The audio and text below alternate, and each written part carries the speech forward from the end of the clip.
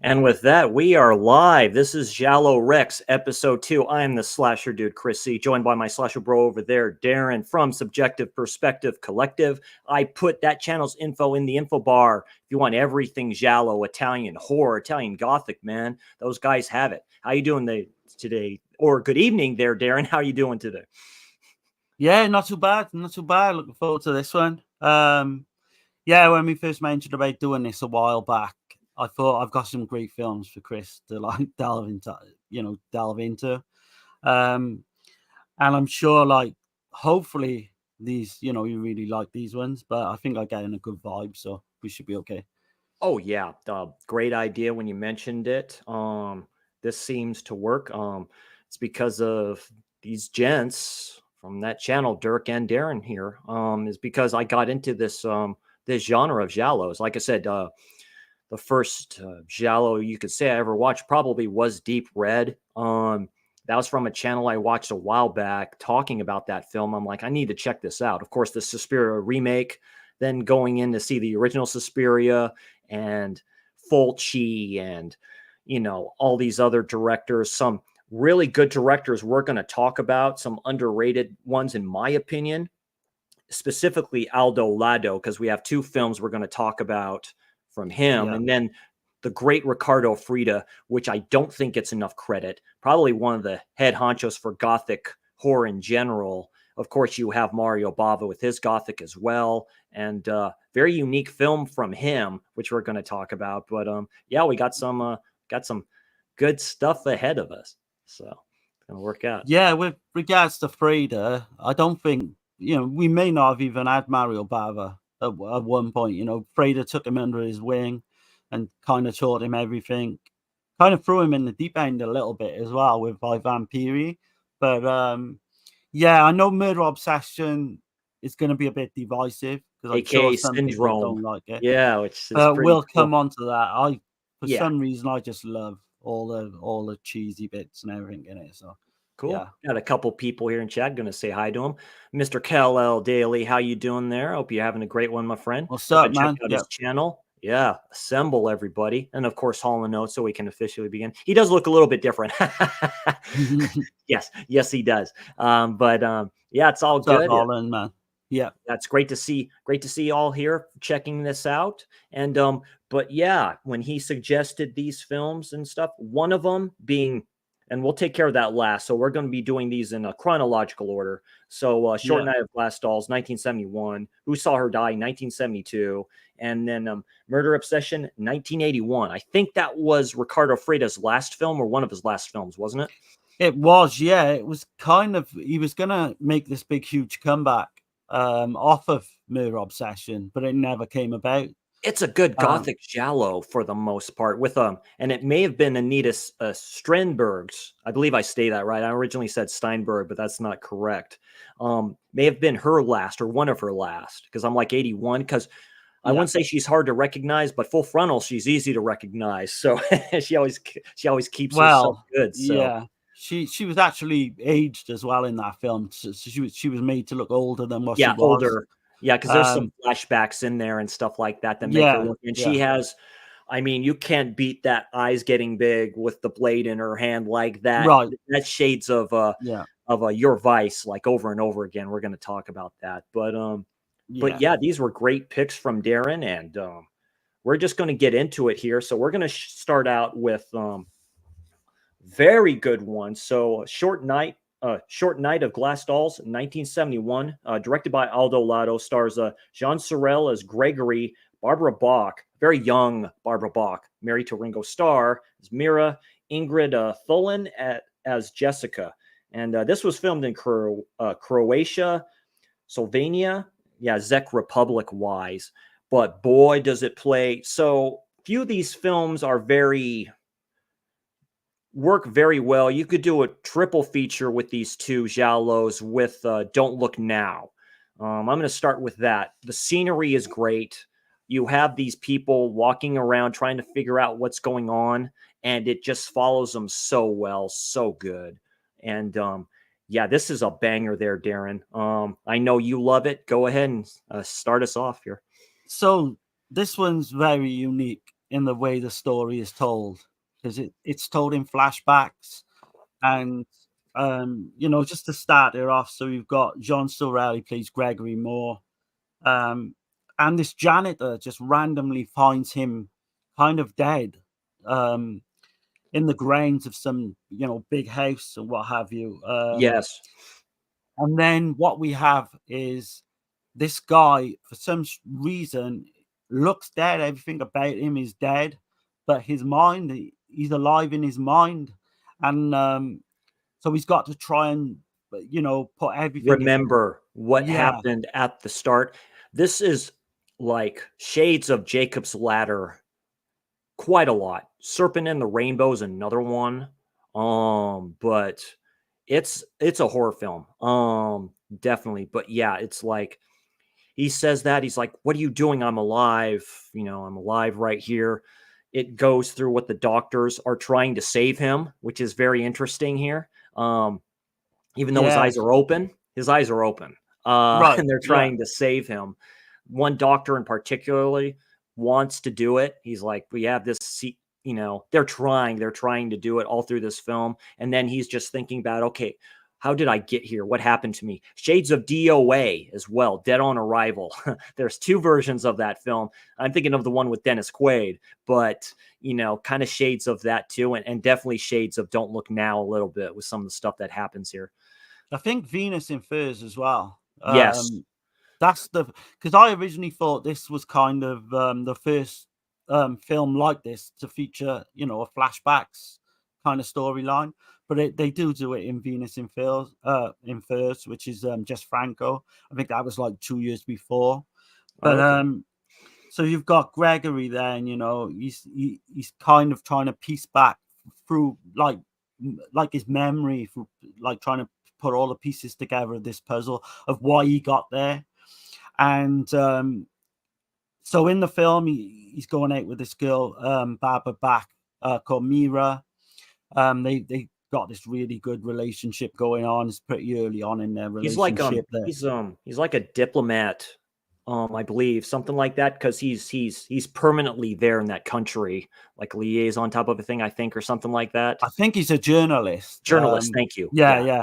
And he runs this paper, and he got a few of his sidekicks. Mario Adorf plays one of his sidekicks called Jax. You've got Ingrid Furlong, who plays Jessica. They're all in this kind of newsroom together, and they're covering the daily topics of like a newspaper. Ingrid's like a former, Jessica's a former flame of his, and that's right. Yeah, so we've got like a bit of a love triangle. Yeah. All the early stuff with Barbara Bach was shot in Prague, and I know they wanted to base the whole film, but all they could do was get 3 days. Because of permits and all that. The rest of it was shot in Zagreb. So, but it's still got that Eastern European look about it. Right, because he goes to a party with her, and she looks different there when they have a conversation, the way her hair looks and stuff like that, it looks different, but introducing her to like everybody and stuff like that. Of course, you have these shady gents, and of course, Ingrid's character and stuff like that, all jelly belly about the whole thing. So he's kind of, if you think about it, he's kind of to blame for what happens, because he introduces her to all these high society types. Yes.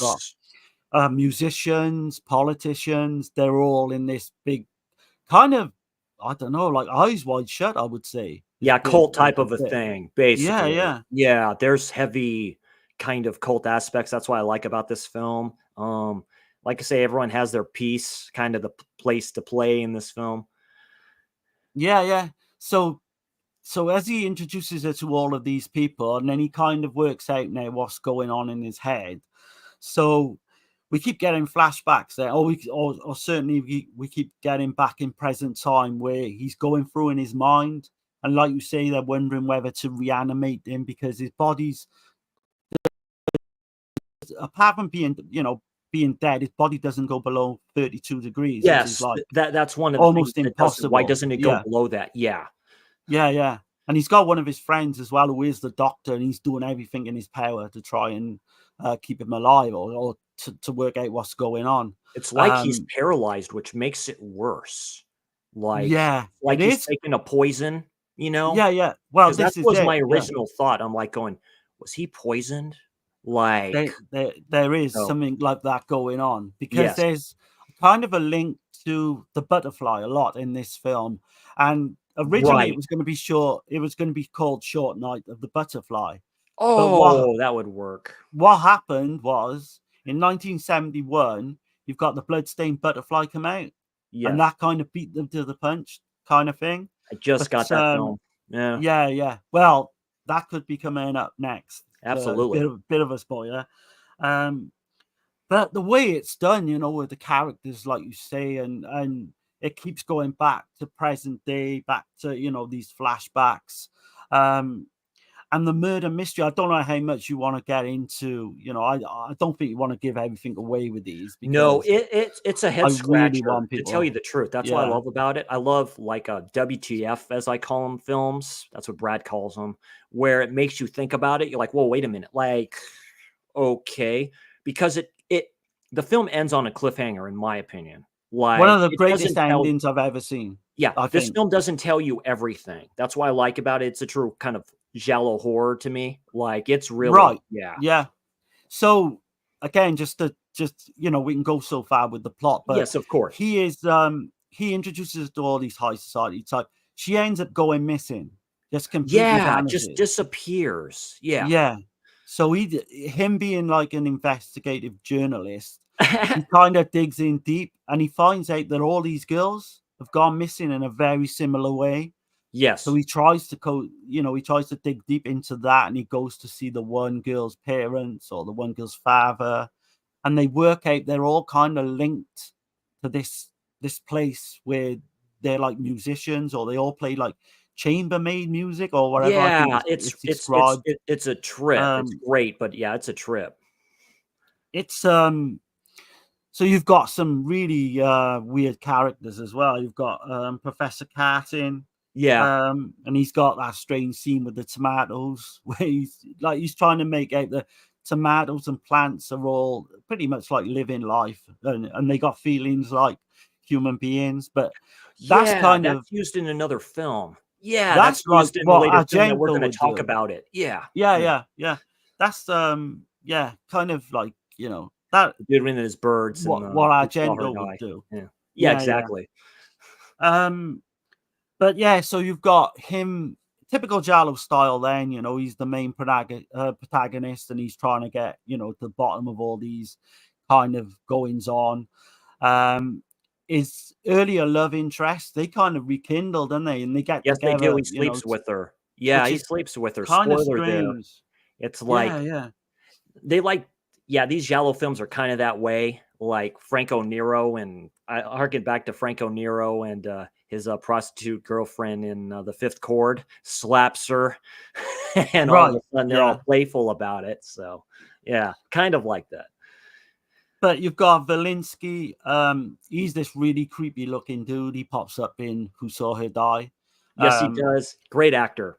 Yeah, yeah. And what happens with this again? I don't know how much you want to give away, but it seems to be a conspiracy where all the police and all these high society types are all as one, and they're trying to pretty much pin the murder on him, Yeah. of his girlfriend and of these other girls, and he doesn't realize what's going on, and but it comes down to some really weird shit, some really weird happenings go on towards the end of the film. Um, like you said or earlier, I think it's one of the best endings you'll ever see, not just in a Giallo film, in a film in general, because it will just have you grip like to your seat right to the end, Yeah. and it just even the final shot, I Yeah, think the is very superb. final shot, yeah. Like I said, Yeah, this harkens to Jacob's Ladder that was done years later, and I love Jacob's Ladder. The ending to that is so haunting and stuff like that. It reminds me of that where it's like, "No, there's a few. it's like I'm alive. I'm not dead. I'm alive." It's like, "No, no, you're Right, not." yeah, yeah. It's like Um, I was going to say, without going into we won't mention who the killers is or anything, yeah, but as he delves in deep, he works out that this Club 99 is kind of where all this shit is happening. yeah. So You he kinda kind of goes don't in there and know. breaks in, doesn't he? You actually kinda don't know. I don't think to me, you never really find out who abducted these girls. I'll say that to these people. Right.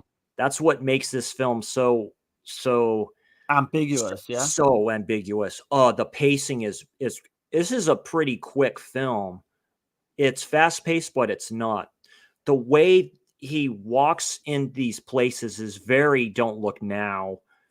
Not as much as the film we're going to talk about after this, but they follow him to these places. There's a scene where he goes past a door and something happens there where I'm like, Yeah. and he doesn't see it. So that you can interpret that for anything you want. You can Right. interpret that like, Yeah. did he see it or did he not see it? Like, so it's definitely a mind capital F there. It makes you think about it. It And the does. pacing is done very well. The camera work is done very Yeah. well. Aldo Lado, my It's God, this might be his best. he's um he's in my top 10. I think I've probably said it on, Yeah, the stream I do with Dirt. But with this one as well, this is not your typical kind of Giallo film where there's knifings and killings every 2 minutes. This is just done on pure atmosphere and it's story, like psychological horror. Yeah, psychological storyline and all that. I love the little thing to do with them. So his girlfriend Mira, which I jumped earlier, she buys him this kind of picture with these butterflies. And the thing is with these butterflies, it's mentioned that they can't fly. They they basically can't fly. can only crawl on the ground and all that, and that comes into play really well They like towards the doing that end. in giallo films. Yeah, harkens back But to the Animal trilogy from, yeah, Dario Argento a little bit. and Yeah. Suspiria mine. So you've got this American guy, Gregory, and it reminds me of Suspiria because he comes in from to a European place, and then he's kind of trying to work out what's going on in this Stranger in place. a Strange Land there a So little bit. Yeah. yeah, yeah. So it's definitely got Suspiria kind of vibes, and this coming a long time before as well. Um, in terms of like, yeah, we're not going to give away the killers or anything, but I think needless it's to a say, descent. Real quick, too. I think it's a go on. descent into madness, because I don't think nobody believes him. Like, it's just him. He's like, this is happening. I don't think Ingrid even believes him. I don't think No, I she. don't think she does. No, I don't think they don't believe him. Yeah, I'm like, yeah. it's another Wicker Man as well, where you've got It the is. whole It's a town big, seem to heavy be wicker in. man. Yeah. Yeah, yeah, the whole town seems to be in cahoots against him. But some of the stuff towards the end, there's this guy plays this song as well when he's singing that song on the bridge.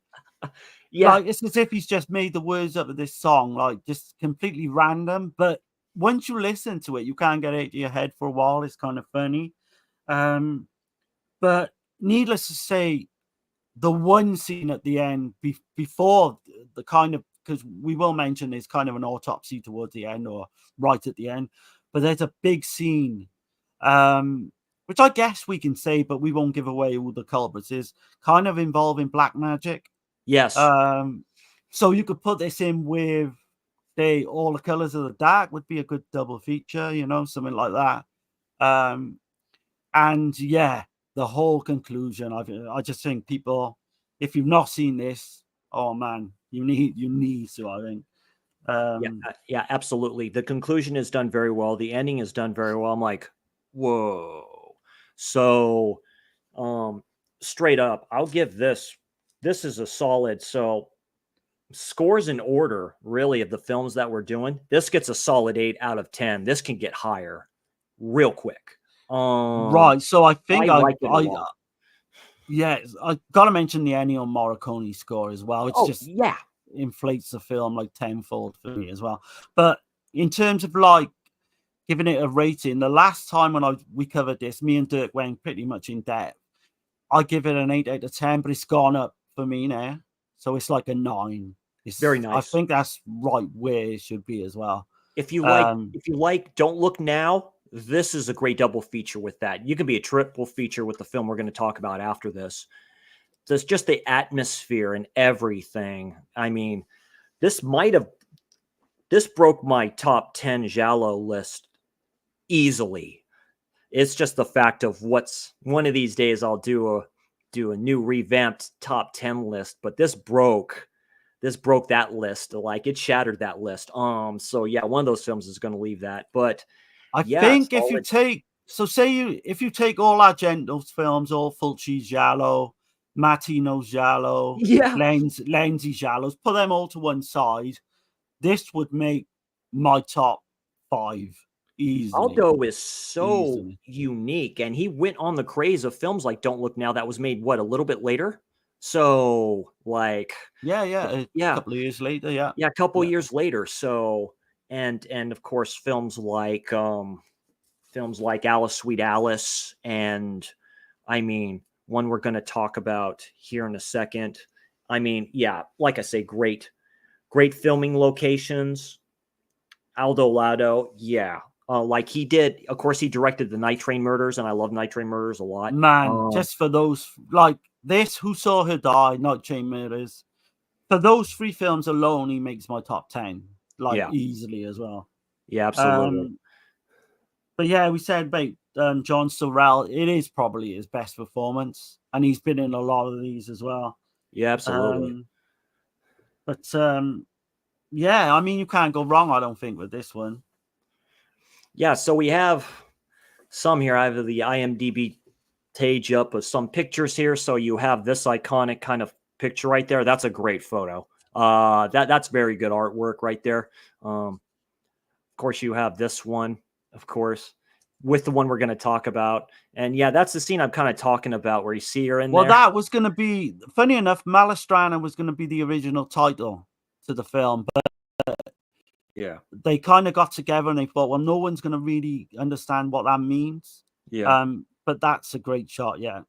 The influence, like butterflies play a massive part in this film, like really. But yeah, like you say, it's like just way everything's shot and stuff like that. Almost has a little bit of a gothic feel. So this is the scenes I'm kind of talking about. So you see him there with her. He is a trippy actor, I have to admit. And He can pull off the kind of, because he's good, like a good looking guy, he and is. he can just pull off any kind of role that you throw at him. And this is the scene I'm kind of talking about, that you can film is on YouTube. So you can check it out. Looks like the way they did that was they used a camera through a 4K monitor. You can kind of tell the difference, but I saw this on Tubi, I believe. And but yeah, damn, yeah, she has hazel eyes like I do, it looks like. Yeah, she's there. That's a better picture of her. Yeah, and there's his other There's love the love, interest. yeah, Yeah, love Ingrid. triangle.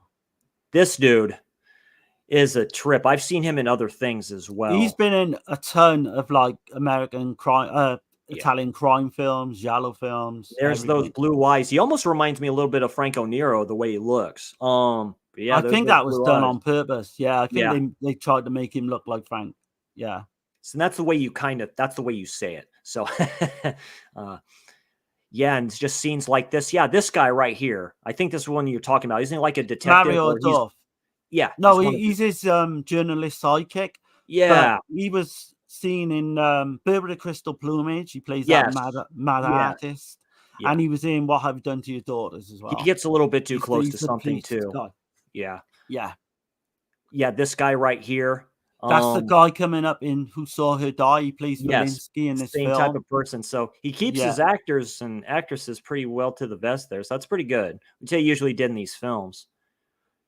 Yeah, and they're talking to everybody. There's the doctor that's trying to help them. Yeah. Yeah, this scene right here, like that's he's chilling. He's crooked, by the way. Yeah. The way he's kind of sitting there. Yeah, you're for one like her. Yeah, really. Yeah, she's extremely jealous. So, yeah, everybody here. So this is one of the scenes that you see. This That is is a a trip. fucking trippy as fuck. That scene. Late Night with the Devil kind of reminds me of that a little bit. Found footage film, great. That's up there for my horror of the year. But kind of scenes like this where you see people, there, and you're thinking, okay, yeah, Think of it like All the Colors of the Dark is all I'm saying with that. Yeah. But probably more disturbing than All the Colors of the Dark, really.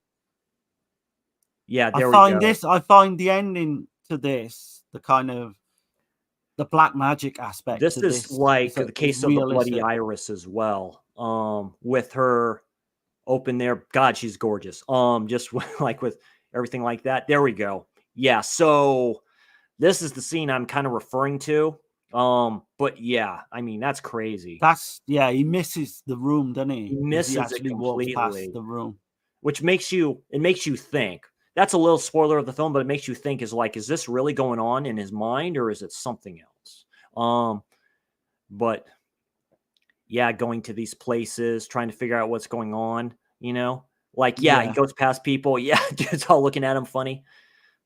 There's that horrendous singer, busker singer. Yeah. Yeah. Yeah, there he But is. man, those final scenes are like, yeah. With his eyes open, that would not happen with his eyes open. But imagine your worst nightmare, really. Like that's what it is. Your parent's dead, yet your mind is still alive. And he even says at one point, "Is everyone else like this? Does everyone else, once they're dead, can like, their mind's still active?" There's a few scenes. So there's this one right here with her. And yeah, I hate to sound creepy like that, but she looks pretty damn good dead there. I mean, it's like, it's really good here. This is coming out as well in 4 or 5 months, I think, from Celluloid Dreams. Yeah, on their Instagram, they've shown pictures. They've got all the extras like worked out and everything, so I'm really looking forward to that. Love it, man. They'll do it right. Yeah, they will do it right. There's like, because all the Prague shots are just that's Prague done with Barbara Bach. Yeah, was just the first 3 days of. They've done that before in Giallo films before, just for locations in general. So yeah, I mean the music as well, man. The score to this is incredible. Yeah, finding these they find these victims here. That's why he's asking the questions of like, they found her here. Yeah. It's not. It probably wouldn't even class as 100% Giallo, but for me, it's got enough Giallo elements. It does. It has heavy Giallo elements. It's a Giallo in my opinion. Yeah, I've heard people say it's not, but I disagree. This is at the heyday. This is at the heyday of this too, and stuff like that. That's pretty nice. I've Yeah, got from that Anchor one. Yeah. Bay. Yeah, that's I've got about that. right. Yeah, that's nice. That's how I originally got to watch it. First of all, and of course the fairly recent Blu-ray is Italian collection that's the from one I've got 88 there. films, so they brought it out. That There's probably no way extras on that whatsoever. God, that's So Twilight Time. Oh wow, they even brought it out. that's the release, but I'd hold out now for Isolated music track. David Cavell and Matteo Minor. Wow, yeah, and original Italian and theatrical trailer. So it did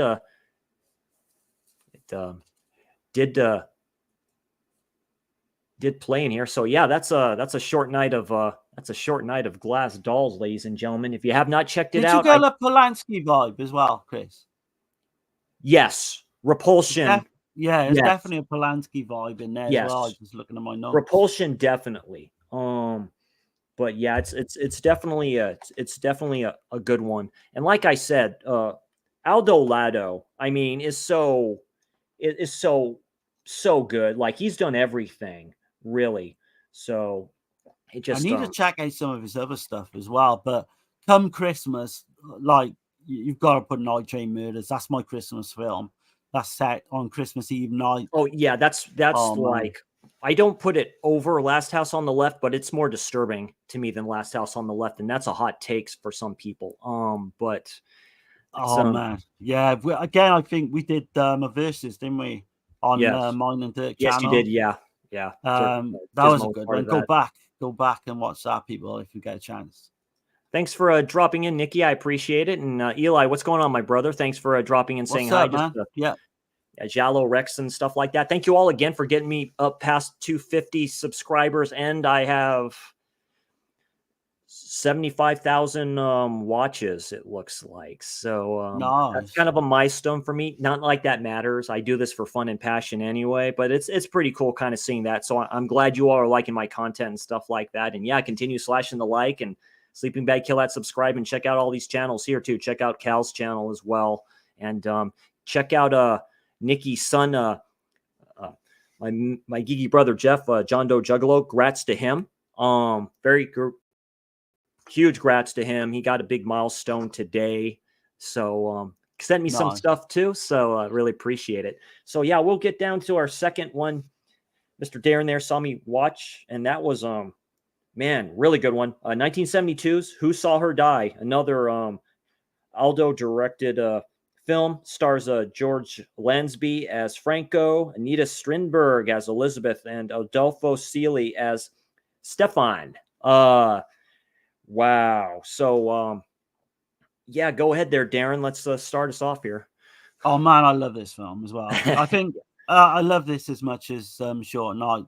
So the pacing is a little bit better. Pacing is a little bit better with this film than it is with Short Night and Glass Dolls. I don't know. I'd say they're both pretty much well paced. But so you've got music again by Morricone, and what he does with this as well is so you've got like a children's lullaby.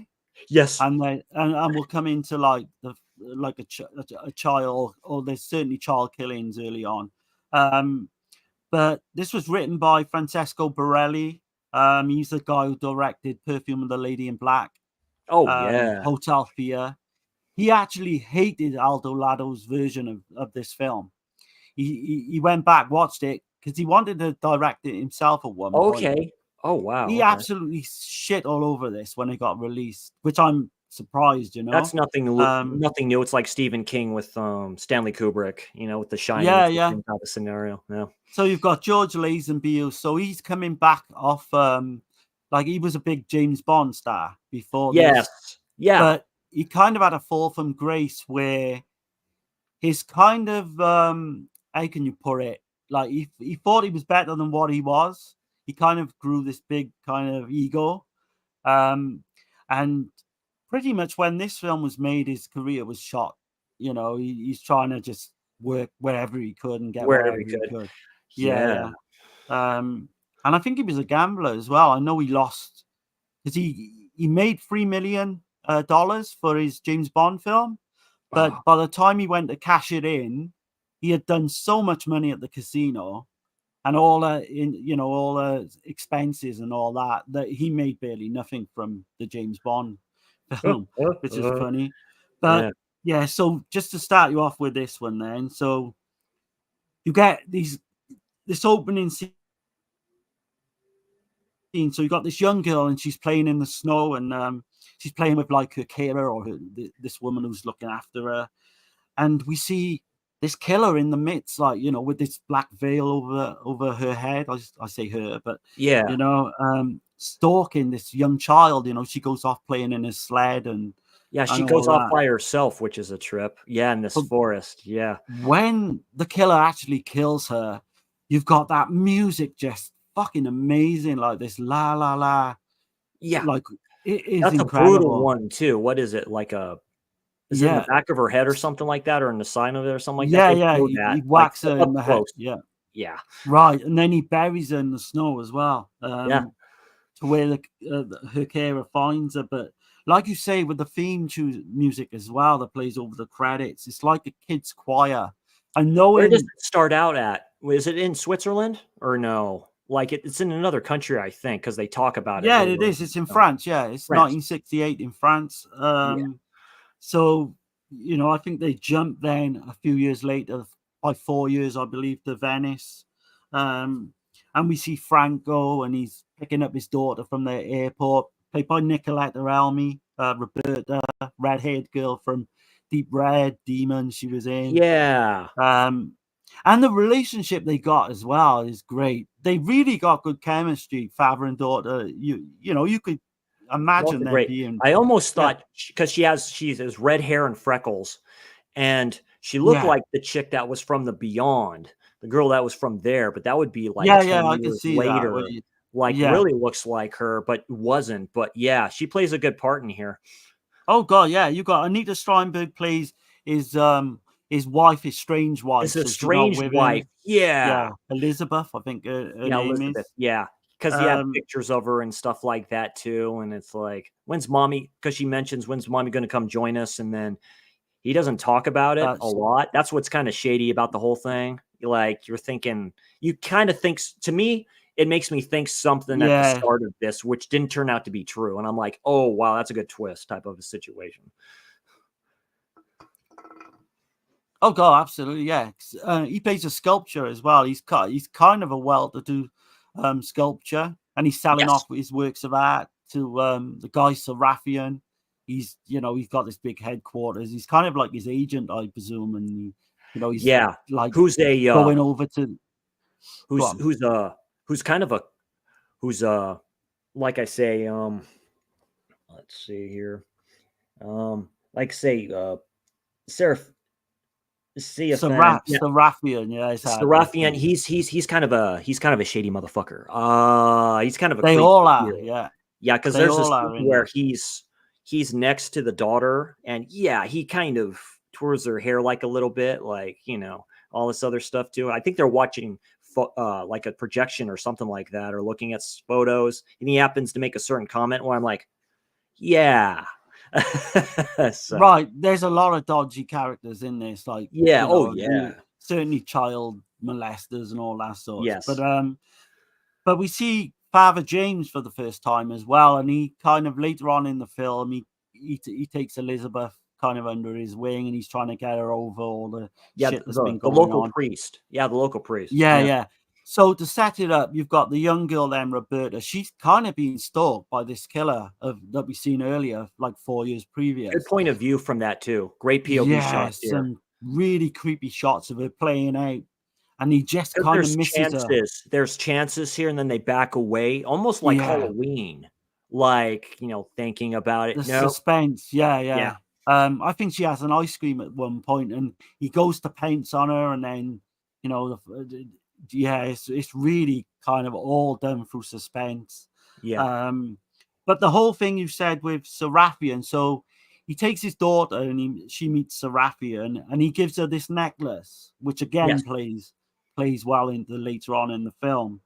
But the whole mystery figure, like, just kind of just going around like it really creeps me out with the way the music plays as well. Yeah, it's done very good. Like I say, Marconi, again, it's like Aldo's like Dario, you don't want him, I'll take him. Like, really, that's it. Like, Oh, early he's 70s. top of his game as well. Yeah, he Morricone's is. score in this, Yeah. but he is a bit of a piece of shit, Franco, though, because what he does is he's having sex with his new girlfriend while Roberto's out playing, and then that kind of leads to her, being attacked or certainly being killed by, Being grabbed taken. by the killer at Yeah, this point. because she's Yeah, yeah. playing with the kids where he's like, "I'll be right back." One gripe, the relationship between those two is gone. Like, you never hear anything about her anymore after these events happen. I think they end up having sex and then she's gone. She's never mentioned again Yeah, she's like going, in the "Eh," film. Yeah. Yeah, yeah, and there is got quite a little bit of nudity in there as well. But Well, of course, yeah. yeah, yeah. So the rest of the film then is basically him trying to find out what's going on with his daughter, and he kind of delves deep into all these child killings from before as well. He's very kind of casual about it because he goes to these places, these houses. Have you seen my daughter? He was playing with the whatever like that, and then it kind of picks up here and you find out what's going on here. Yeah, yeah, absolutely. And you've got kind of there's a scene early on where she's found dead basically in the river, which is kind of like Yeah. soul destroying. But on her funeral is played, right? And there's a scene, and it's exactly the same from Don't Look Now. Yeah. And this film heavily influenced, in my opinion, Don't Look Now. I know Daphne du Maurier's book was written a year before this. So Okay. maybe there's an overlap. Maybe this was kind of Yeah, this is a influenced by lot. that This as is more well. like Don't Look Now than a Short Night of Glass Dolls is. This is a lot like Don't Look Right. Now. Yeah, extremely. But that scene with the funeral badge and all that is just straight out of Don't Look Now. The wife, Yeah, not the ex-wife, the wife shows up. They have a lovemaking scene and stuff like that exactly. too, and Doesn't that she remind is you of just Donald Sullivan as well? yeah, In Don't Look Now. she is just like stone cold for it and stuff like that, and she plays that very well because she's like you say, soul crushing, like, and that's really disturbing. Where he's just like trying just to like to do whatever like that, and she's just sitting there letting him just do whatever with her, and I'm like, man, that's good stuff right there. I'm sorry. Yeah, No, absolutely. Anita, great actress. I agree with Dirk here. She's like top tier with Giallos and stuff like that. She is very good here. And weirdly, she's going to be mentioned again in the next one. And Yeah. it wasn't planned that way. No. But yeah, like you say, the sex scene is kind of reminiscent. It's not very graphic or anything, and it's not. It's not. Yeah, not it's like very Don't Look Now in that depressing. It's regard. very drama and Yeah. depressing. It's like, wow, yeah. It kind of just there to tell you, that these two have got another connection again. Yes. But his journalist friend finds out that there was another little girl with red hair that died 2 years previous. Yes. And there seems to be some kind of serial killer in the midst, Strangely enough, with all these killings of these little girls, no sexual abuse has been mentioned or, has taken place. But the whole thing with Franco and Elizabeth, like you say, they go round and they're trying to investigate. They go to see this girl's father, don't they? Yes, they do. And all that. They're trying to investigate everything. Yeah, he's like he's a welder, and he's welding something that comes into play later. And it shows him like welding that. Yeah, take him to the side and ask all these questions, and he doesn't want to talk about it. He's like, you know what? I'm not doing it. I'm done. Just like for whatever. And he tracks down this other guy as well. They have that bizarre ping pong game. And the guy tells him that the mother of the one girl a couple of years ago almost went mad. And she could see ghostly visions of the girl as well. Yeah.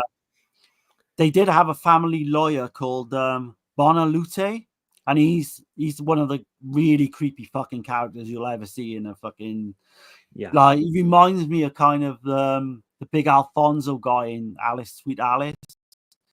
Yes. Where pretty much a sexual child He molester. has his own, because he goes to him and basically exposes his ass. He has a bird cage. He takes care of these birds in this outdoor area, very pretty and stuff like that. There's a scene that comes into play with that later. And then Yeah, that's where great he basically scene. calls Yeah, his ass out for some stuff, and he basically tells him, get out, trying to help him. right. He's like, yeah, get out. So And that guy looks a creepy fucker anyway. He was in Short Night. But yeah, so you've got the whole backstory as well. And again, I don't know how far you want to go with this, but you've got the two, you've got Geneva and Philip, and they're kind of they work with Serafian. They're kind of having this affair it's like behind his back. she's like a secretary. Yeah. Yeah, yeah. And we get the impression early on that she knows something. She's got something on all these, Yeah, because these guys. him and the main dude kind of in here that runs this place are kind of good friends. They know each other quite well. And Yeah. yeah, it's kind of like he like, oh, what's that? It reminds me of that one Giallo that Sergio Martino did. One of the last ones he did. The Suspicious Death Suspicious of a death of a Minor. minor. Yeah, it Yeah, yeah. reminds me a little bit of that. Yeah. Yeah, I With suppose what like he's doing. Yeah, with with the what he's child doing and trying to killings. figure out. Yeah.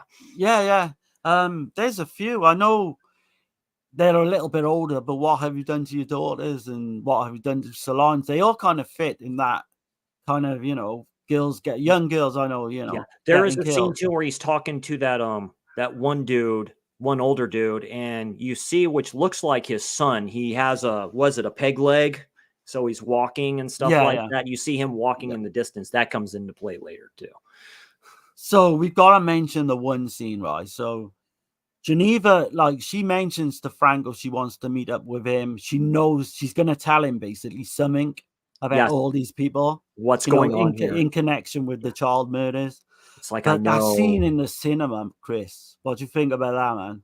That was great. She's basically she goes to meet him in this cinema. And this was before Scream 2 and He Knows You're Alone. He sits, he comes Yeah. back, he goes there and stuff like that. And yeah, he sits like, was it right next to her or right behind her? Right I think it is. behind her and Yeah, right behind her. fucking strangles her. Great scenes on that cinema too. Like, it's like one of Yeah. those big dome type places I've never seen before. So Oh that's pretty man, neat. like this intimate little theater you get in Italy. But the killer makes a big mistake as they leave their killer, like the pendant at the scene of the crime. They do make a getaway but yeah, that scene is just brilliant. I know it's been ripped off in quite a few slashes to date, but I think it was definitely done here first, Has to be. There's the whole big thing then, so like Franco, he goes to visit Bonelti, this lawyer, this creepy lawyer. And we find out that Geneva's been kind of a mistress of Serafian. But she wants to get out of there, doesn't she? She wants to leave with Philip, her boyfriend. Like Yeah. even Yeah, the they just boyfriend. they just Yes. want to get up and go because they know too much of what's been The going boyfriend's on. in it. That dude's an Um, interesting cat too. yeah, Yeah. Philip. Yeah, yeah. He's the whole. We're not going to give away all the whole conclusion, but No, it no, no. is kind of convoluted a little bit towards the end. Very, very But it convoluted. does make sense. It is a But it giallo does too, come so from nowhere, though. practically everyone here is transparent and convoluted for the most part. Yeah, it comes from nowhere though. That ending, there's no way you could work it out at all. Like I Because say, it all good involves. pacing. Like I say, the pacing is Yeah, better yeah. for this. Locations, there's a location like in this boat dock. It's all industrial like, done very This is the well. part that reminds me of Alice Sweet Alice. Yes. So in Alice Sweet Alice, the father goes to this deserted building where the killer, I don't know if you can remember, but the killer drags him and throws him off the edge of this building. Yes. But it's very similar. Sets him up a little bit. So you've got a father going to like this desert. I'm sure fucking Alfred Soul had seen this. Or I'm almost pretty convinced of Oh, yeah. that. But yeah, so you've got that. You've got the whole thing with just the whole build up towards the end where a lot of the evidence, I should say, without going too far into it, is all held on this Super 8 video or this Super 8 tape they've Yes. got. And Yes. that's where we kind of find out everything that's been going on. He goes to the son of, Yeah, yeah. a Seraphan, and he gets some info from him that's very damning. Like a lot of stuff kind of goes on because people are starting to jump ship. The good lawyer tries to jump ship, literally. Something Right. happens there. So, Yeah. basically the shit's about ready to hit the fan here. And So yeah, they it all just goes start on from getting there. killed off one by one at some point, all Yes, linked to this, all linked, yeah, which completely to this makes ring, sense. or what they Right. know, right? Yeah, yeah. Which completely makes sense as you go on to the film. Um, yeah, I mean, I think this is like, again, this would be certainly top five if you take all the big, Argento and all them out the equation. As a normal Giallo, this would again be in my top five, I think. I'll say this. Um, I'll say this as well. This is a good double feature with Don't Torture a Duckling. That's all I'm going to oh say god, about yeah, that. yeah, That's absolutely. all I'm going to say about that. Like, and when did Don't Torture come out? What, 72 or something, or Yeah, 7? the same year, I think Don't Torture come out before this. So Yeah. this may have been heavily influenced by Don't Torture Duckling, actually Yeah. thinking about it. But it's very, very good. But like I said, That's a good point, actually. I didn't even put them two together well, just until you thinking said. about that, we'll give our scores here in a minute, but Yeah, like, yeah. I didn't know who the killer was. I never thought it would be who it turns out to be. I really didn't. I'm like, It's kind of implied it's what someone else what before have as you done well, to but when Solange? you It's the find out, same thing. It's like, no, you don't see that coming. That's why Solange is like top tier for me. But yeah, it's like, I'm like, that's pretty good. yeah, The ending yeah. is kind of comedic a little bit, but yeah, shades of Don't Look Now, shades of like I say, short Night of Glass Dolls, shades of a lot of Giallos, really. Do you And think it's the ending was a bit over the top then, do you? A a little little bit. bit. Just a very, I very can see ending, that. just a very ending with one character.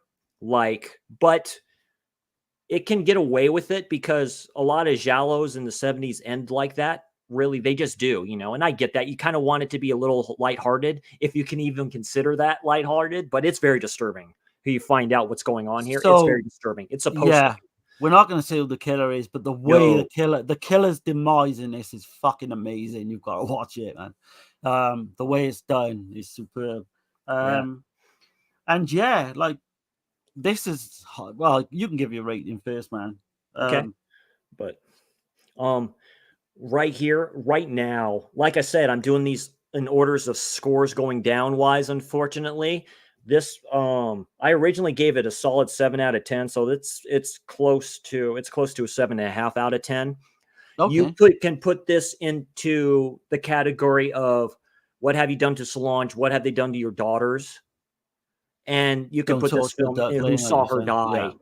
It's the same type of who or what have you done, or who yeah, did yeah, this and stuff like that. You could put it in that category of giallos. Like all these giallos have their own kind of category. Like nunsploitation can be one, something else that we won't talk about here yeah, can be part of the other, of what I'm talking about. yeah, And Don't Look Now, where you have this, like I say, the pacing is very good.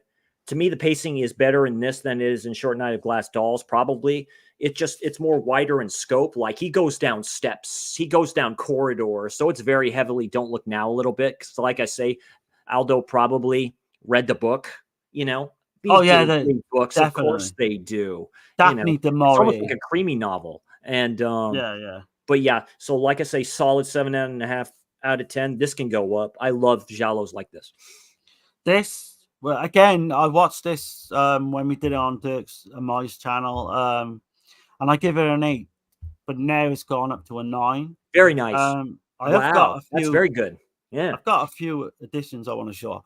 So this is the recent one from from Shameless. 88 film. Yeah, Oh, Shame Shameless! I keep getting mixed up with 88 Shameless film. does a good job on their releases. I have Four Flies and Gray Velvet version from Shameless too. Yeah, I I like those would covers. say this is the one together, and I haven't got the slip cover, but the Arrow one is the best one, I would say. And And if you're curious and you that want to cover is be a very collector, deceiving. then Yeah, that cover is very deceiving with because of course that's a woman there, not a yeah, child, so I get that. But yeah, with banana knife, as I call them, all curved and stuff like that. But you can't go wrong. This is another high end Giallo, really. Yeah, definitely. I'm thinking slasher because I'm thinking the last one we got. Yeah, the last one we got, which is Definitely really all over the place for the most part too. It is, but yeah, kind of some stuff here. You see some trailers and stuff like that here for it. And yeah, just that scene right there is just really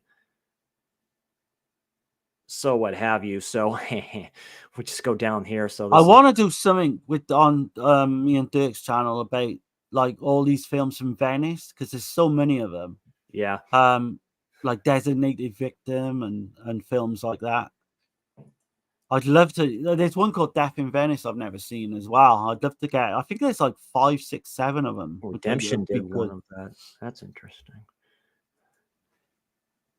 Yeah, they get some. Sorry, the pictures are kind of small here, but they're just kind of like stills from it and stuff like that. Yeah, the glove. That's when he gets the glove killer here. Yeah, yeah, and scenes like this was done very well. That's that deserted building. Yeah, that's him making that. So the father goes. He meets the father. He meets the priest at this place where this thing that this dude is welding, the father of the first child victim, is at and stuff like that. And he says it's for charity or something, right? Or he's buying it for the church. So yeah, where he goes here to this basketball game that looks like it's done in a church. That's right, because the kid steals the necklace off it, doesn't he? Yeah, he gets the necklace from him. Yeah, the scenes with the pinball machines. Also, Obsession comes to mind with a little bit, a little bit. Obsession. Yeah, this dude. I always say this guy, Brian De Palma's lies when he... it's the shady MFer.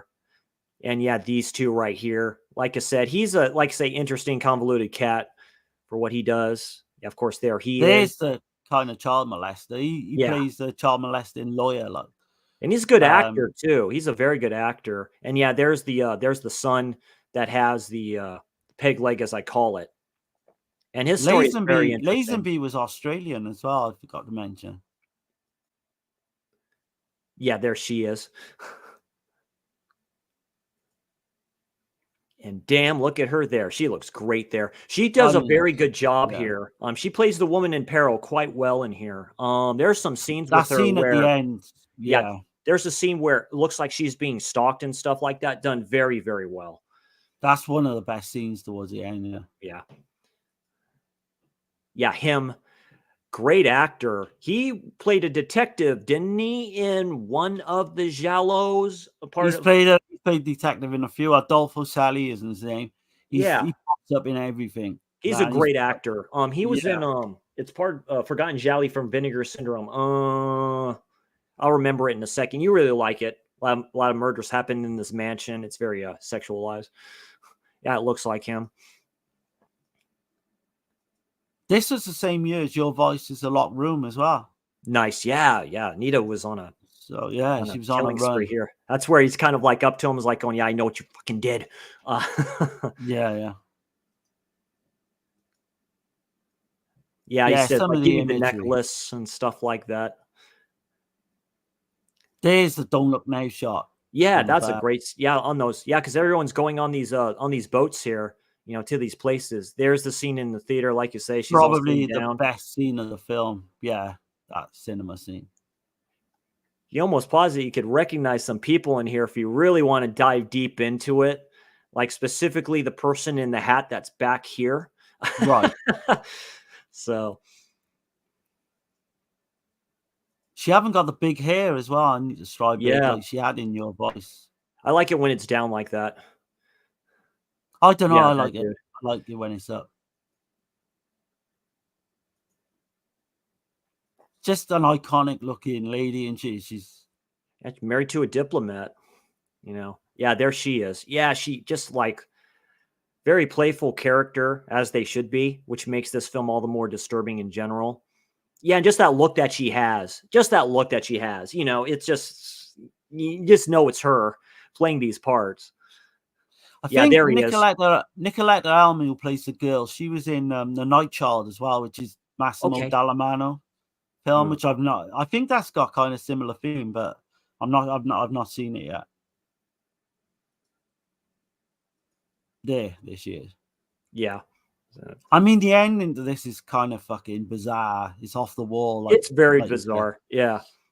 But yeah, it's, this is the photo. This is, they're looking at stuff right here. This scene is a that's where trip. they're This scene is a watching trip. the Super 8. Yeah. Yeah, Super 8 of a party. That's all I'm gonna say about that. You recognize some people in there. Right. Why can't we get like a Giallo just set in the snow throughout? Would have been great. That would be great. Yeah. Yeah, there's his death. The killer releases all the birds. That's That very is a great symbolic. scene. Yeah. Very symbolic, in my opinion. That is misleading a little bit. Yeah, like there you said. go. Oh, that's a great shot. George Lazenby on the bridge. That's a good one. Yeah. Yeah, there's the one from Arrow. That's probably the one I'm going to get. That's a good That's one too. the one. That's probably the recommissioned one I work. like the more. Yeah. Yeah, of course. Yeah, because it's Arrow. Because they show all that. I think they give you an option anyway with Arrow to reverse it. LP series. Yeah, there's the VHS of that. Oh shit! I've never seen that cover. Seeing video and stuff like that. Oh, that's pretty good. That's a trip. Makes it look more like a slasher than That's most. Spanish. It looks like. Yeah. So but yeah, there you go. That's Don't Sell or Die. Just talk a little bit more about the film, Darren. What you think about it?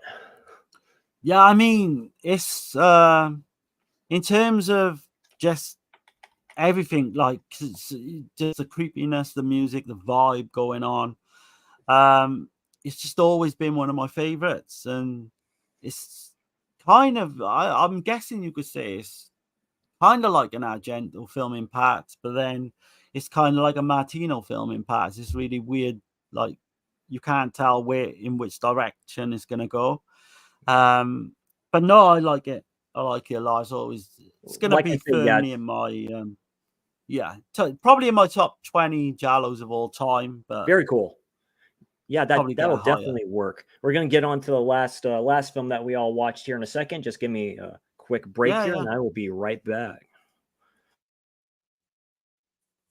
So if any of you guys have seen these, and just mention or give your ratings in the chat if you. But if you haven't, then certainly put them on your list. I don't think you'll be disappointed. Certainly with the first two, maybe the third one we're going to mention now. I will give kind of my thoughts on it. I don't think it's going to be for everyone, to be honest. But yeah.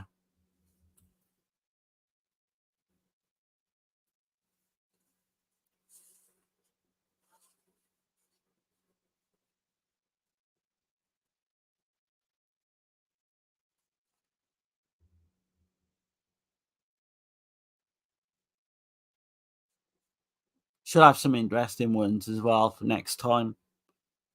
So I'm going to mention another 3 at the end of the stream for Chris to check out. So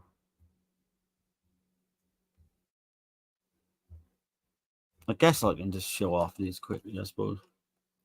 But there's Murder Obsession is the next film we're going to mention. There's the new Blu-ray, fairly recent Blu-ray, which I love, man.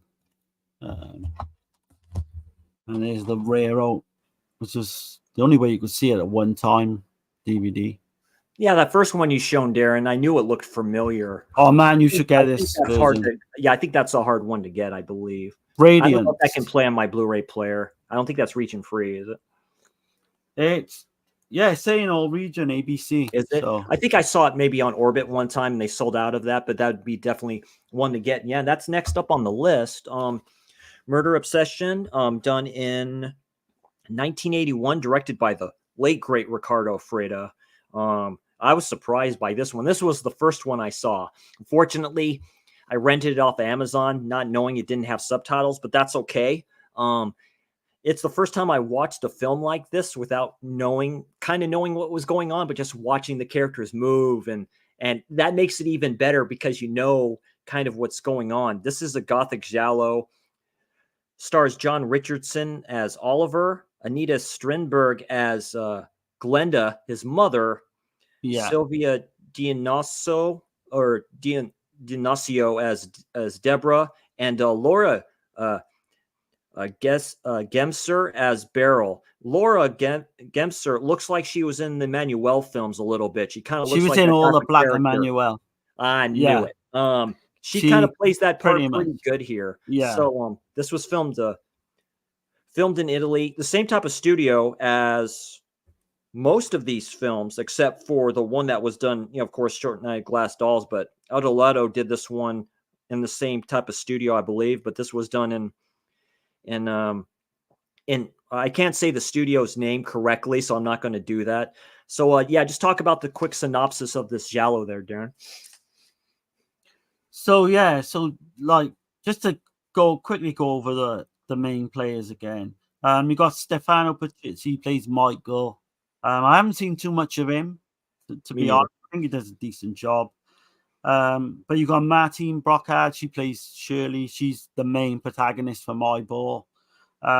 Sylvia D'Alonso plays Deborah, was Ricardo Diodato's ex-wife at the time. They were going through a really bad divorce, and apparently she was really fucking like irritable on set of this. Man, she does play a little bit of nudity. yeah, that's too later on as bad. well. Yeah, boy, Absolutely the stunning.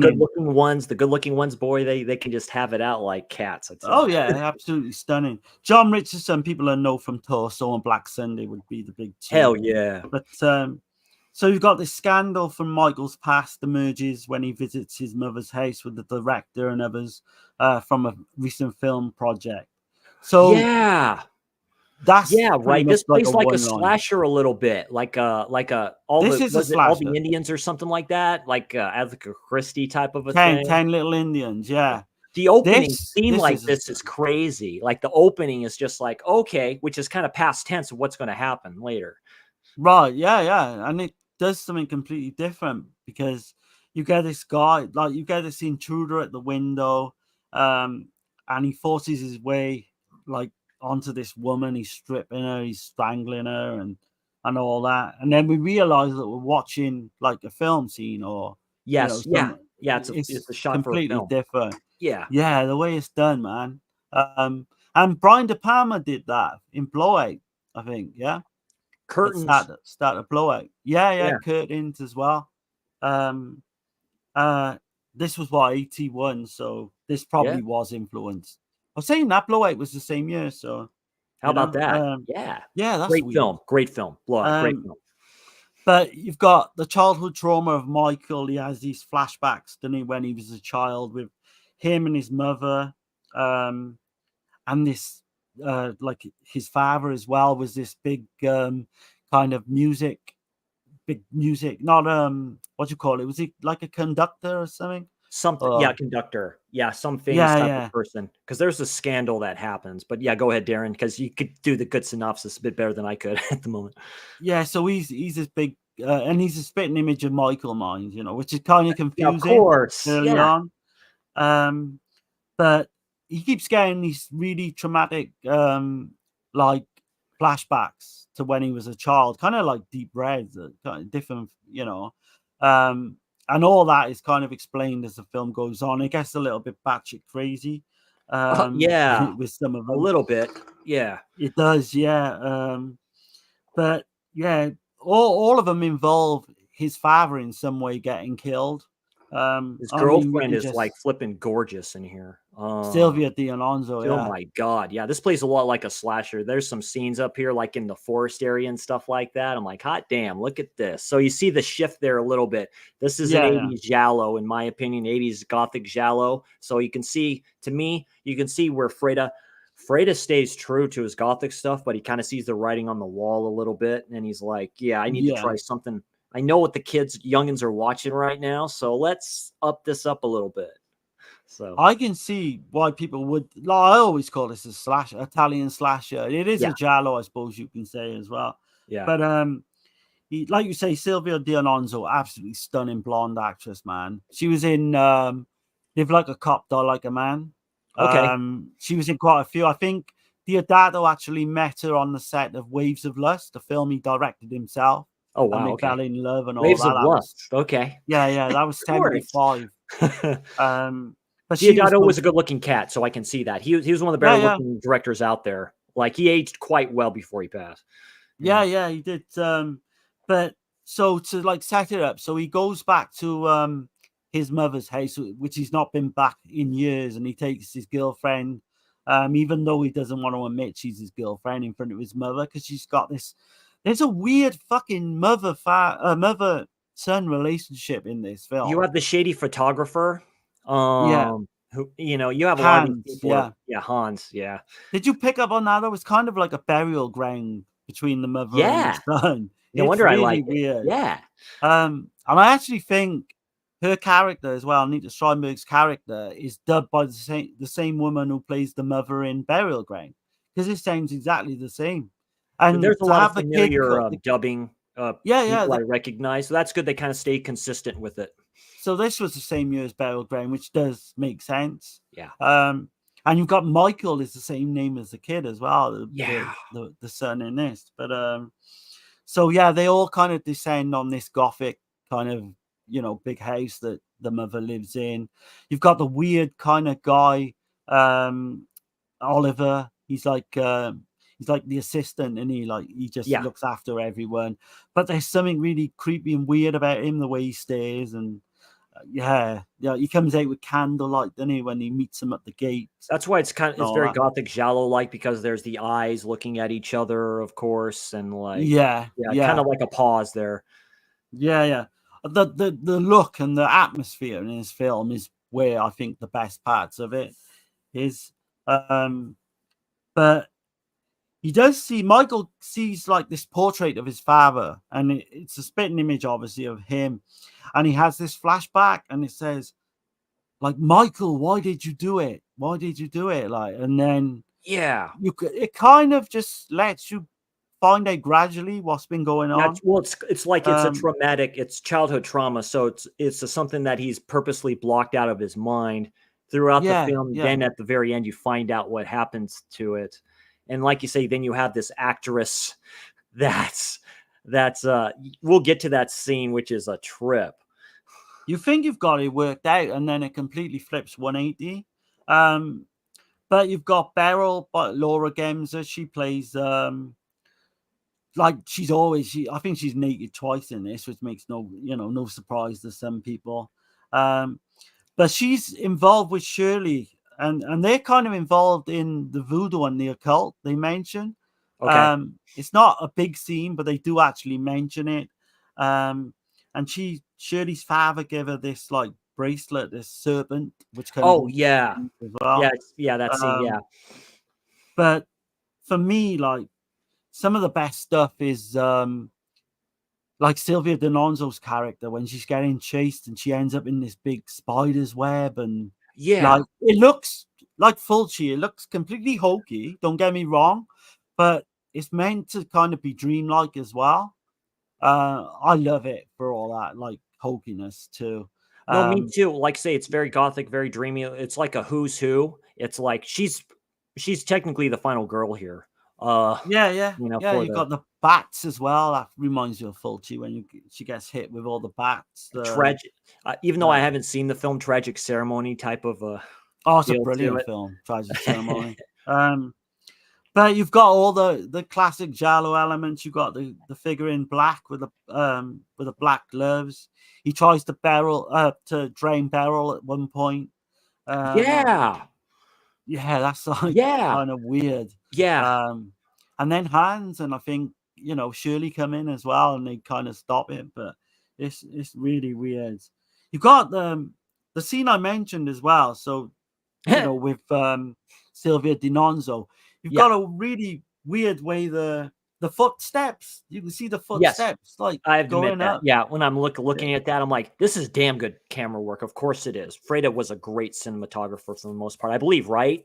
Like he did, like the way he just shot scenes and stuff like that, the way he directed, you could just tell it's like yeah, it's his type of a film. You can tell if it's Bava, of course. You can tell if it's Argento. You can tell if it's Freda. Those are directors, particularly, what you're in for and stuff with these films. But Freda did do Tragic Ceremony Yeah, this earlier. is the most unique. This has to be that I've seen. This is the most unique out of all of his films. Like, this is totally like off balance, really, to like a lot of shit that he did There's previously. so much, like you say, there's slasher elements, Giallo elements. There is a big kind of black mass. I'm not going to, go too much into it, but there's kind of black magic elements as well. There's a scene where this bird has its head cut off, and they kind of drinking the blood, or she's forced to drink the blood at one point. That's like Fulci on acid. I think I've mentioned that when me and Dirk was covering Lizard it. in a woman's skin. You kind of see that. Yeah, like Fulci. Of course it's Fulci, but you see what Fulci would do later. But I don't know how far you want to get into the explanation, but what they do to this little kid is completely fucking. Oh man, I felt you just feel sorry for this kid. It's the lovemaking scene between him and the actress by the lake or whatever. Yeah, it just happens. It just happens. Like, you kind of know she's promiscuous anyway. So they're making love. You see it, just doing stuff like that. And the shady photographer is there, and he's taking pictures. Now, you don't know how long he's there. The seediness. He wakes up. You know it's coming. Yeah. He wakes up right beside her. He turns around. She's dead. Right. And so all these people are just end up getting dead, Yeah. In from the Gothic kind of. And he's just he's getting out of there. He's like, whoa, wait a minute. That's so Giallo. That's so what the fuck is going on here? It's right. Like, so Michael mentions to the whole group before the killings happen, and he says, he pretty much just puts it out there straight from, in one sentence. He says something along the lines of, yeah, I killed my father when I was younger. They put me in kind of this institution and all that. And then these people start getting killed one by one, and he actually thinks it's him. Very slasher-esque. He thinks it's him doing it. He's like, am I going insane? Am I really doing this? That's heavy shades of other films we've talked about before, other slashers we've talked about before, where it's like, well, wait a minute. It's like, right, because he wakes up next to the killing you just mentioned, and he's got a knife nearby, and he's just he's thinking maybe I am going mad, like I killed my father, so I'm pretty much a murderer anyway. But the way like that's explained as well through Oliver and the mother, so I'm guessing we could kind of touch on it a little bit. Yeah, a little bit. They kind of set Michael up as a kid. So Oliver was having an affair with the mother. So they were having sex. The father comes in. I think this is all orchestrated by the mother, who hated the father because he was beating her. Yeah, she was having an affair on him. There was a fight that ensued. Somebody dies.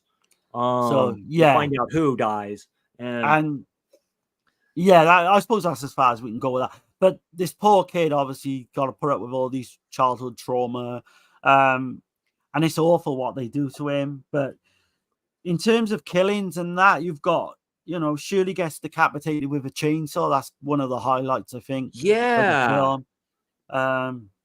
And you've got that black cameraman gets taken out. Yeah. The cameraman gets taken out. And it's the photos that he sees. Exactly. The photos, the way they do the photos is a trip, because he sees them first. And that's what, right. And that's a scene out of Cat o' Nine Tails.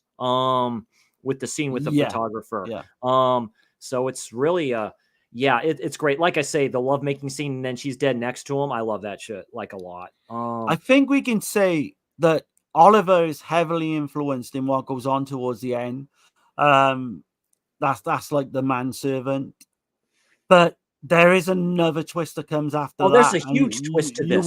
You will not see it coming. Like you see, there's a scene with the girlfriend. I forget. She gets spooked or something like that, and she runs into the boyfriend. So she runs into him. It's like, oh God, I don't know what to do, and all this other stuff too. And she's running, and it's like, the blouse, and So I'm like, So and like the ending is like your Vice a little bit. The ending is also like. You could say All the Colors of the Dark. You could say Tragic Ceremony as well, like we've mentioned before. It's kind of, it's got black magic involved. Well, I think we can. It's a very Gothic ending to the way it ends. And And the but yeah, killer is not who you think the killer is going to be. it's not who So you think it is. That's what makes it completely great. flip it. Yeah. And it's all explained, and it all kind of makes sense. Well, it does make sense, if you think about it. Some of these Giallos don't. Yeah. Yeah, a lot of It's these pretty Giallos. straightforward. Yeah, But some of the like the final shot, I know we mentioned in a couple of the films, but the final shot in this as well involves Deborah, and that's all I'll say is, it's chilling because it's a very it's good kind of Gothic ending, the left way it open, kind of isn't it? should. It ends Yeah, pretty abruptly, but excuse me, the premise of the whole thing. It's ambiguous to what comes after the ending, so we don't know how it ends for this one character, put it that way. But Yeah. I've always enjoyed this one. I know we did it on Eurocult with Steve, Dana, and Dirk, and I know they were I think Dirk kind of likes it. I'm not sure Dana and I think Steve it's did. like I say, it's more slasher than it is Giallo. And Yeah. Dirk's seen them. You and Dirk have kind of seen them all, so it depends. It could be like a guilty pleasure type of a thing, or it could go up higher up later. But yeah, I know Richard from Hello, This Is a Doom Show or Doom Movie Fun. This is I think this could actually be his favorite Giallo. And he's the kind of one that got me into this because he kept saying, we've got to see this, you've got to see this. And it's hokey, and you've got all the stuff, the Fulci kind of spiders and shit that goes on. But I don't know, I really like this one. I don't think you're going to rate it as high as me, though, if I'm honest. I can almost say it's kind of Ricardo Fredo kind of touched in on Fulci a little bit with this, because there's a lot of Fulci kind of esque stuff in here. It's like if Fulci did a Gothic type of thing, which he did with Don't Torture a Duckling. But yeah, that's a great shot with that. But that's another great cover, right? Oh yeah. So go on, yeah. How would you rate it? It's a solid 6 out of 10 for me. It could go up. Okay. It's probably got a 6 out of 10 because, like I say, I couldn't understand. There's no subtitles for it, which annoyed the hell out of me. But just watching it, it's a fun one to put on and watch and stuff like that, knowing what's going on. So it'd probably go up higher, once I get that version or find it somewhere where I can rewatch it. But it's rewatchable to me, and yeah, it's a good one, and it's from the great Ricardo Freda, and yeah, it has its place in history. It's like here's kind of my swan song here. So let's take a Giallo, let's take a Gothic horror, let's mix them all together here.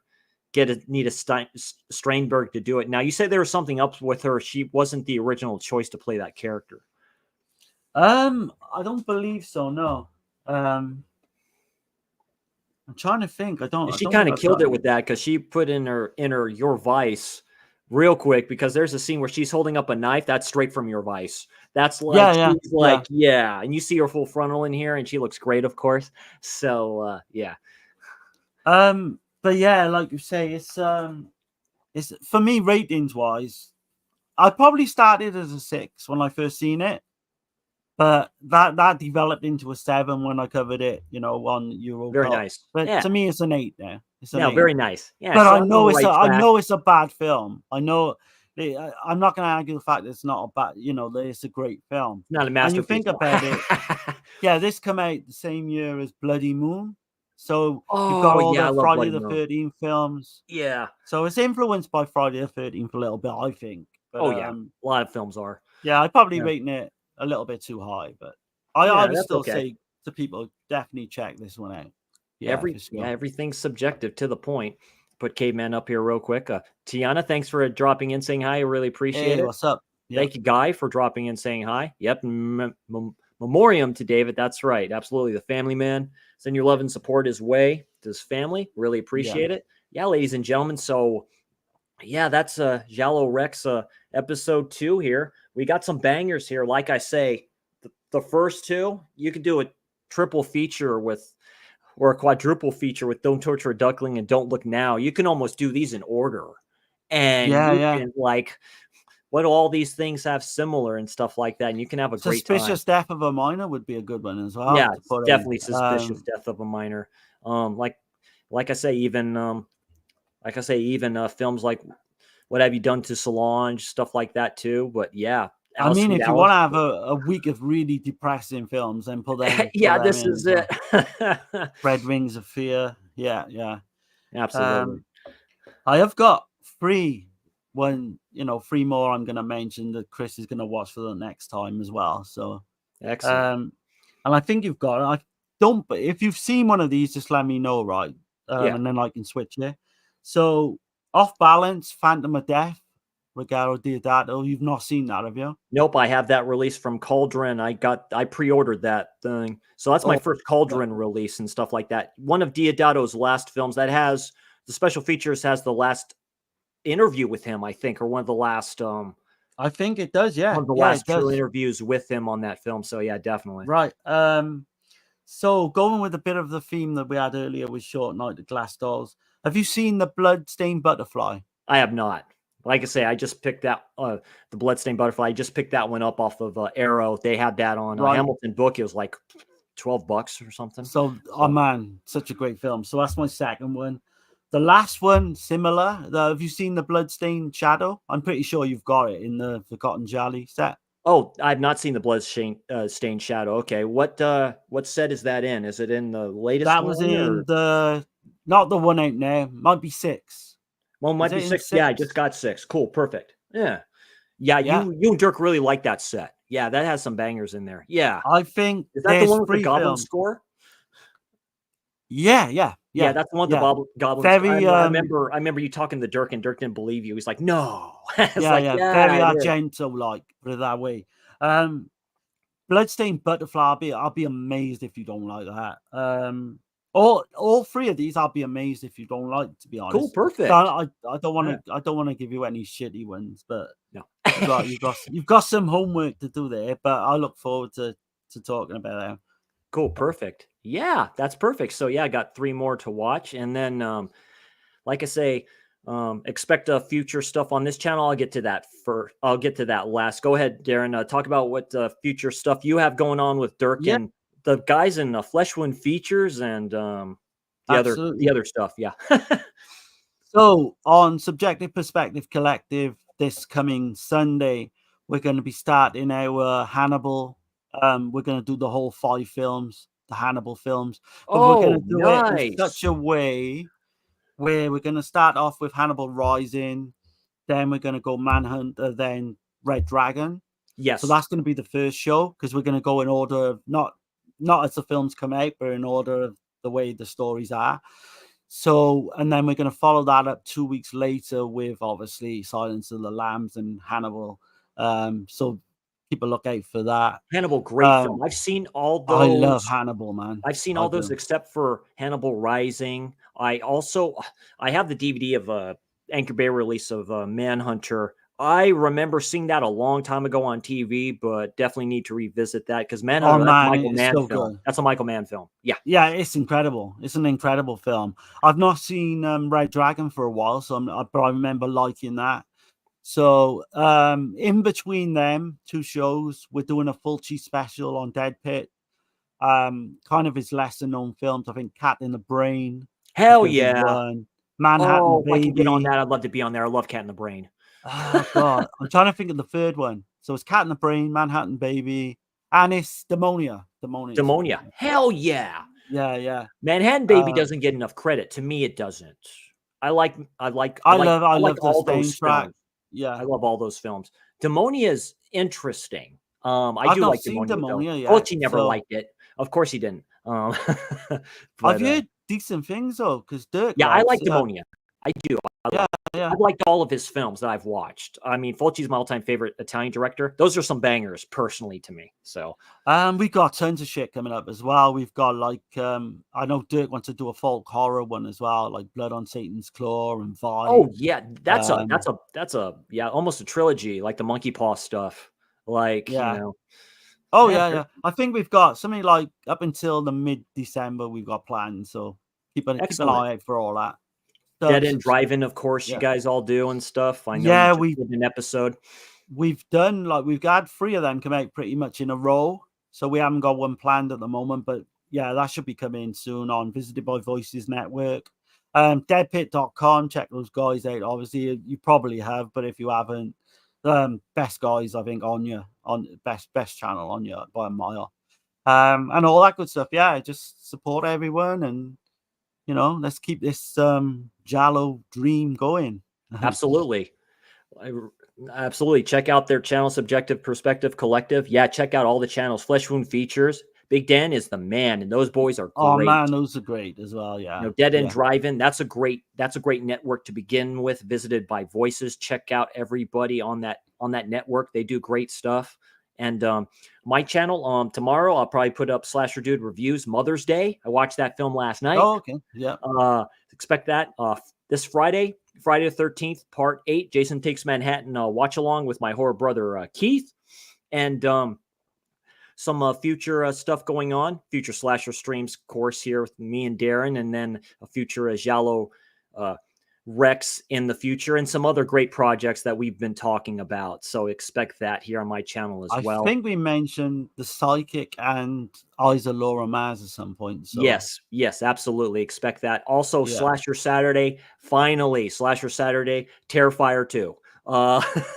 So expect that boy this Saturday as well. And so, yeah, that's it, ladies and gentlemen. I am the Slasher Dude. That is my man, Darren. Again, rest in peace, Mr. David Lowe. Y'all take care. We're all full-fledged here in November. So you all have a great rest of the week. Excuse me, slurring my words here. Enjoy the weekend. Check all these channels out. Definitely check these dudes out over here. I'm Chrissy, the Slasher Dude. That's Darren. You all take care, everybody. And watch Giallo and be happy, ladies and gentlemen. Have a good one, guys.